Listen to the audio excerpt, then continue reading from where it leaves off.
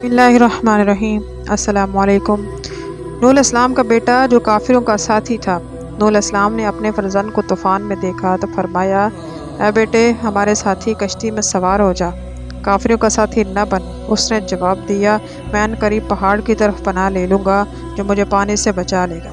नूह अलैहिस्सलाम ने फरमाया, आज अल्लाह के अजाब से कोई बचाने वाला नहीं सिवाय इसके कि जिस पर अल्लाह मेहरबानी फरमाए। और इसके दरमियान पानी की लहर हायल हो गई और वो डूब गया। नूह अलैहिस्सलाम ने अपने बेटे की हलाकत पर गमगीन हुए, और कैसे गमगीन ना होते क्योंकि वो बेटा था। चुनांचे उन्होंने चाहा कि इनका बेटा क़यामत की रोज़ दोज़ख से बच जाए, जबकि वो कल पानी से नहीं बच सका।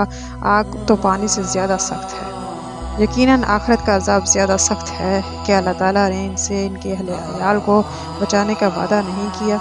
क्यों नहीं? यकीनन अल्लाह ताला का वादा सच्चा है। सो उन्होंने इरादा किया कि अल्लाह ताला की हाँ अपने बेटे की सिफारिश करें। नूह अलैहिस्सलाम ने अपने रब को पुकारा और कहा, मेरा बेटा मेरे घराने में से है, बिलाशुबा आपका वादा सच्चा है। आप सब हाकिमों से बढ़कर हैं, लेकिन अल्लाह ताला निस्बत को नहीं देखते बल्कि अमाल को देखते हैं। अल्लाह ताला मुशरिकीन के बारे में सिफारिश कबूल नहीं करते। मुशरिक नबी के घराने में से नहीं, वह इसका बेटा ही क्यों न हो। अल्लाह ताला ने इस पर नूह अलैहिस्सलाम को तंबीह की, फरमाया, ऐ नूह तुम्हारे अहले अयाल से नहीं है, इसके काम अच्छे नहीं। मुझसे इस चीज़ का सवाल मत कर जिसका तुझे इल्म नहीं। मैं तुम्हें नसीहत करता हूँ कि तुम नादानों में से न हो जाओ। नूह अलैहिस्सलाम संभल गए, अल्लाह से तौबा की और कहा, मेरे परवरदिगार मैं तेरी पनाह चाहता हूँ कि मैं तुझसे ऐसा सवाल कर बैठूँ जिसका मुझे इल्म नहीं।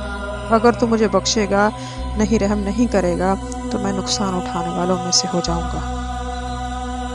जब हो चुका तो अल्लाह ताला ने चाहा कि कुफ्फार गर्क हो गए, बारिश थम गई, पानी खुश्क हो गया, कश्ती जोती पहाड़ पर ठहर गई। कहा गया, फटकार हो जालिमों पर।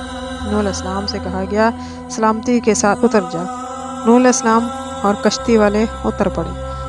ज़मीन पर सलामती के साथ चलते फिरते नूह अलैहिस्सलाम कौम के कुफ्फार हलाक हो गए, तो ना इन पर ज़मीन रोई ना आसमान रोया। तो अल्लाह ताला ने नूह अलैहिस्सलाम की औलाद को बरकत दी और वो ज़मीन में फैल गई। उसने ज़मीन को भर दिया। इसी में बहुत सी उम्मतें, कौमें, अम्बिया, बादशाह हुए। सलामती हो नूह पर जहानों पर, सलामती हो नूह के जहानों पर। अल्लाह ताला ने नूह अलैहिस्सलाम की औलाद में बरकत दी और ज़मीन में फैल गई। एक ऐसी कौम थी जो जिसको आद कहा जाता था। वो लोग बहुत ताकतवर थे। इनके जिस्म गोया के लोहे के बने हुए थे, हर एक पर गालिब हो जाते। इन पर कोई गलबा नहीं पा सकता था। वो किसी से ना डरते और वो उनसे हर कोई डरता। अल्लाह ताला ने हर चीज़ में बरकत दी।